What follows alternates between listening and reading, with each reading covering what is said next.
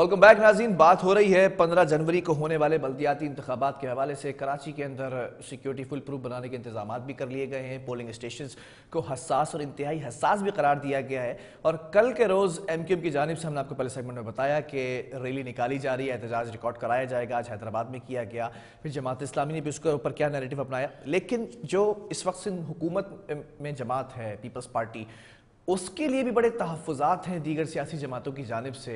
कुछ सियासी जमातें ये बातें करती नज़र आईं कि जो ताख़ीर होती रही है, 2 दफ़ा इलेक्शंस पोस्टपोन्ड हुए हैं, उसमें पीपल्स पार्टी नहीं चाहती थी। लेकिन जब जमात इस्लामी का धरना होता है तो जमात इस्लामी के धरने में सैयद नासिर हुसैन शाह जो कि सूबाई वज़ीर सिंध हैं, वो जाते हैं और यकीन दहानी कराते हैं कि 15 जनवरी को इलेक्शंस होंगे। उसके बाद मामला कुछ यूँ पलटता हुआ नज़र आता है कि इलेक्शन कमीशन के अंदर MQM की न्यू वोटर लिस्ट जो दरख्वास्त थी उसकी समाअत मुस्तरद कर दी जाती है। फिर अदालत जाने का फैसला किया जाता है। सिंध हुकूमत की जानिब से, सिंध हाई कोर्ट की जानिब से भी ये जो दरख्वास्त मुस्तरद कर दी जाती है।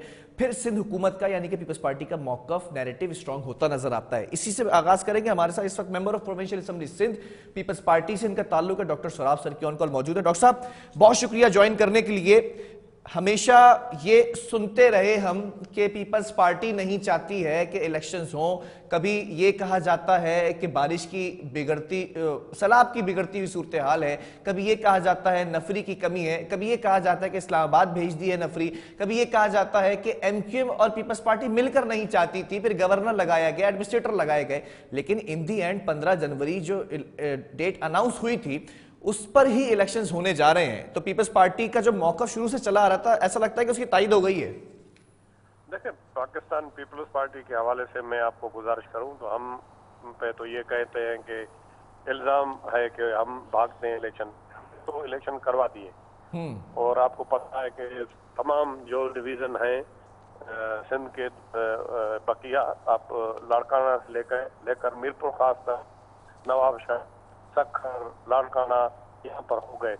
अब वहाँ पर ये प्रॉब्लम आ रही थी हमारे, बिल्कुल उसमें कोई अबाम वाली बात,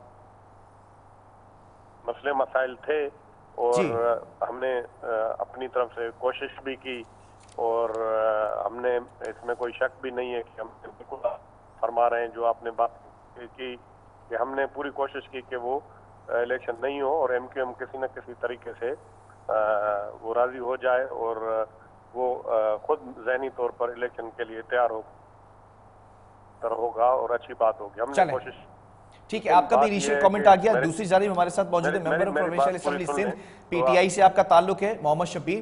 शबीर साहब, कल के रोज साबिक विफाकी जो वजीर हैं और आपके सिंध के सदर अली जैदी बड़े हैरान कुन इंकशाफात करते नजर आए। खूनी इलेक्शन होने जा रहे हैं, 15 जनवरी को मामला आउट ऑफ कंट्रोल होंगे, तो फिर ये तमाम लॉ इन्फोर्समेंट एजेंसीज को क्यों नहीं मालूम? कल भी हमने डिस्कशन किया था, तो अभी भी क्या उस मौक़िफ़ पर डटी हुई है PTI कि ऐसा कुछ होने जा रहा है? देखिए, मसला ये कि इन्होंने जो शहर में एक तमाशा लगाया हुआ, आप देखिए कि कल जो है पहली दफा जिला टाउन में एक बंद गोरी राज पिटीशन, आपको मालूम होगा कि इलेक्शन से पहले ये एलिगेशन हो रहा है। तो हम तो अल्लाह से दुआ करते हैं अल्लाह ताला से कोई वाक़या ना हो, अल्लाह ताला जो इलेक्शन होने जा रहे हैं पुरअमन पर हो जाए, क्योंकि बेसिकली पीपल्स पार्टी और MQM को अपनी शिकस्त का खौफ है। तो उस खौफ में आगे कुछ भी कर सकते।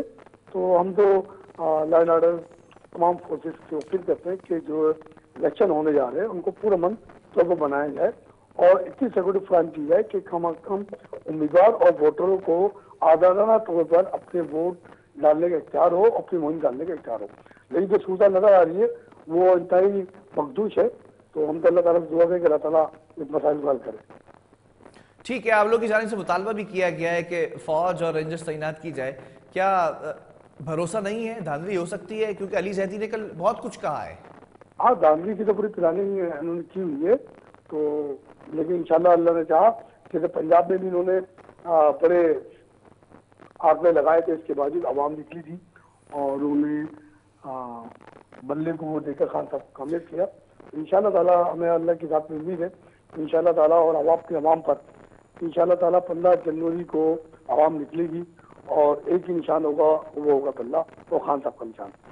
ठीक है डॉक्टर साहब, आपसे सवाल कर लेता हूं। ये कल भी आपने सुनी होगी प्रेस कॉन्फ्रेंस अली जैदी की, और उसी मौक़िफ़ पर डटी हुई है पीटीआई। ये मामला क्या है कि 15 जनवरी को शफाफ इलेक्शन नहीं होंगे, पुलिस को पॉलिटिसाइज किया जाएगा, इस्तेमाल किया जाएगा, रेंजर्स चाहिए, इन्हें फौज चाहिए, हसास करार दिए जाएं। बहरहाल ये मौक़िफ़ तो इलेक्शन कमीशन का भी है, लेकिन दूसरी जानिब ये कहा कि खून रेजी होने के खदशात हैं। आप लोग के पास है ऐसी इतलात? मेरे ख्याल में तो कोई ऐसी बात नहीं है। इंशाल्लाह ताला इलेक्शन मैंने आपको पहले भी कहा, हमने कोशिश की कि और जो तहफ़्फ़ुज़ात पार्टियां उनके तहफ़्फ़ुज़ात खत्म हो जाए, लेकिन कोई ऐसी बात नहीं। गवर्नमेंट की जिम्मेदारी है, तो इलेक्शन कमीशन का काम इलेक्शन जाहिर है वो इंशाल्लाह वो जिम्मेदारी पूरी होगी। और हम ये समझते हैं कि फ्री इलेक्शन। लेकिन डॉक्टर साहब एक सवाल और है, एमक्यूएम की जो धड़े हैं वो एक होते नजर आ रहे हैं, दूसरी जानिब एमक्यूएम के लिए आप लोगों ने बड़ी सिफारिशात की वफाक से भी। मैं पहले भी अपने प्रोग्राम के अंदर तस्करा कर चुका कि क्या कुछ सिफारिश कराई जाती रही एमक्यूएम की जानिब से, तहफ़्फ़ुज़ात दूर किए जा रहे थे आप लोगों की जानिब से कि किसी तरह से जो मामला सेटल डाउन हो जाए। आपके पार्टी के कुछ एमपीएस ऐसे भी जो ये कह के गए कि मुफाहमत थी, सियासत में सब कुछ हो सकता है। तो आज वो एमक्यूएम आपसे बड़ी नाराज है और कल के रोज तो एहतजाज रिकॉर्ड कराने जा रही है।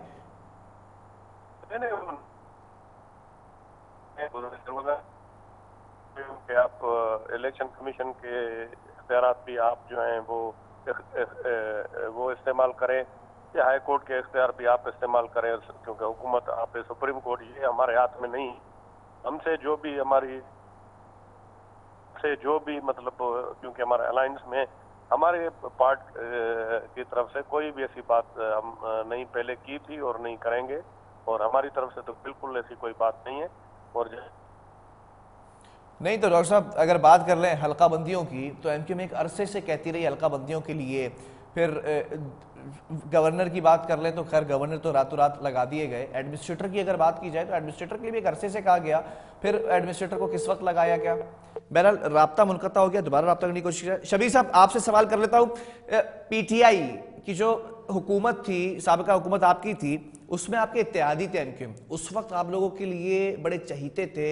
साबिक वज़ीर आज़म इमरान खान बहादराबाद भी आए, एमक्यूएम के मरकजी दफ्तर मनाया भी जाता रहा, हुकूमत का एक अहम सुतून समझा जाते थे एमक्यूएम पाकिस्तान।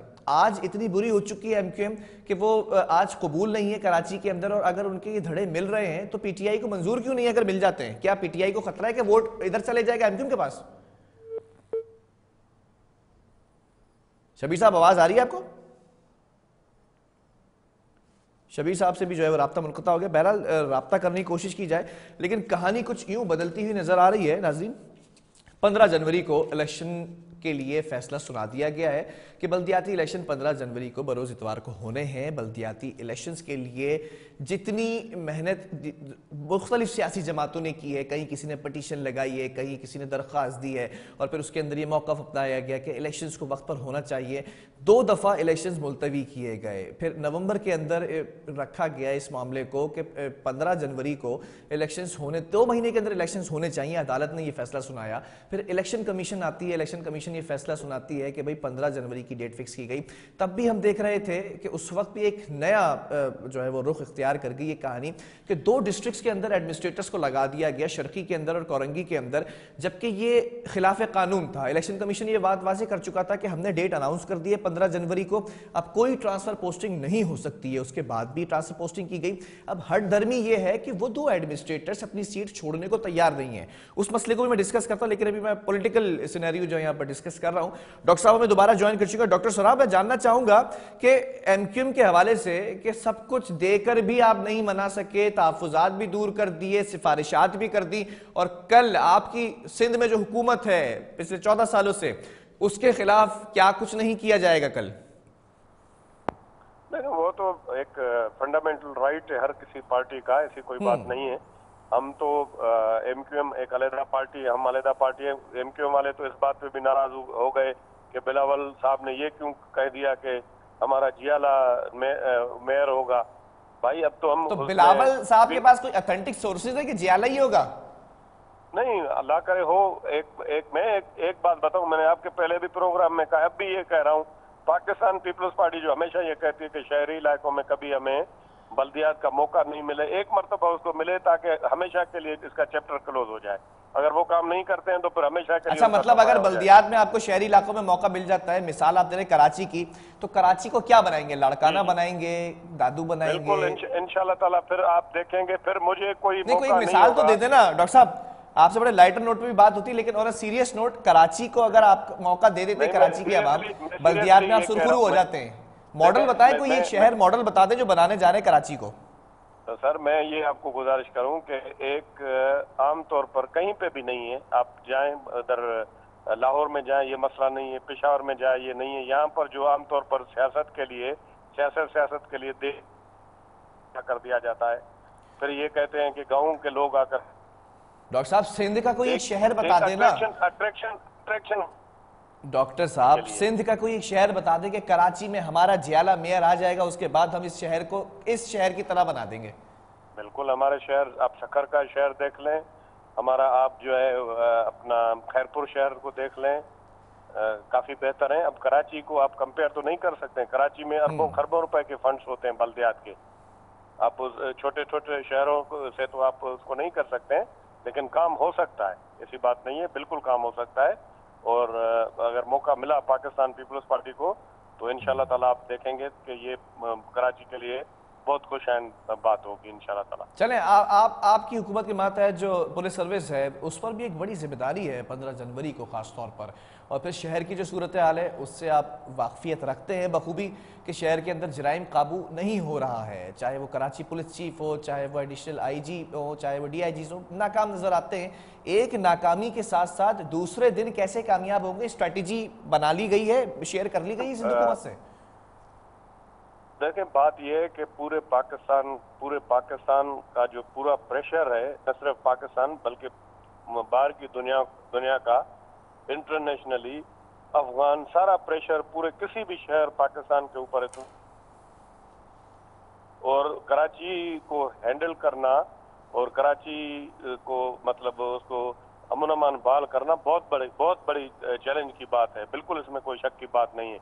हम हतुल इम्कान उसमें कोशिश करते रहे, बाकी जो सूरत हाल है वो आपके सामने, लेकिन यह है कि हमने अपनी तरफ से पूरी कोशिश की है। और हम चाहते हैं, बात यह है कि जितने भी यहाँ के स्टेक होल्डर्स हैं, आम शहरी हैं, जो कराची के रहने वाले हैं, ये सब अगर हम मिलके एक ही पेज पे होंगे, मुमकिन हो सकता है। ठीक है, नामुमकिन कोई चीज नहीं है। चलें, ठीक है, बहुत शुक्रिया। डॉक्टर सोराब सरकी हमारे साथ मौजूद थे, member of provincial assembly Sindh, और दूसरी जानिब मोहम्मद शबीर थे, वो भी member of provincial assembly Sindh थे PTI की जानिब से। बहरहाल दोनों का नैरेटिव आपने सुन लिया, लेकिन पीपल्स पार्टी यही, सिंध हुकूमत यही चाहती है कि 15 जनवरी को पुरअमन तरीके से इलेक्शन हो। और MQM कल एहतजाज करने जा रही है, ये वही MQM है जिसके लिए जो तहफ़्फ़ुज़ात थे वो दूर किए जाते रहे, लेकिन इन दी एंड जैसे ही बल्दियाती इलेक्शंस करीब आए तो MQM ने जिस तरह से PTI के लिए बाजी पलटी थी, अब बिल्कुल ऐसा ही लग रहा है कि पीपल्स पार्टी से बिल्कुल अलग होती दिखाई दे रही है। और एहतजाज रिकॉर्ड कराने के लिए और स्ट्रेटजी जो है वो सामने आई है कि तमाम धड़े अब मिलते नजर आ रहे हैं। बहरहाल वक्फे की तरफ जाऊंगा और वक्फे के बाद बात करेंगे कि सिंध हुकूमत का अच्छा कदम जो है वो सामने आ चुका है। फी किलो जो आटा है 65 रुपये का, वो प्रोवाइड किया जा रहा है, और किस तरह से प्रोवाइड किया जा रहा है, किन किन मुकामात पर कराची में प्रोवाइड किया जा रहा है सस्ता आटा, वो तमाम चीज़ें आपको बताएंगे एक ब्रेक के बाद।